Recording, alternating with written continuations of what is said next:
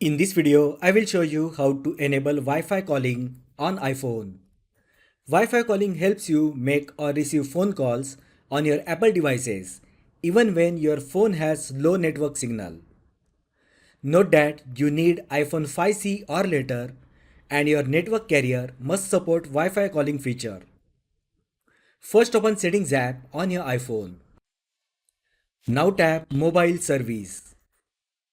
Here you will find an option Wi-Fi calling. Just tap on it. On the next screen, enable toggle button for Wi-Fi calling on this phone. You will get a message explaining what information is sent to your carrier when you enable Wi-Fi calling.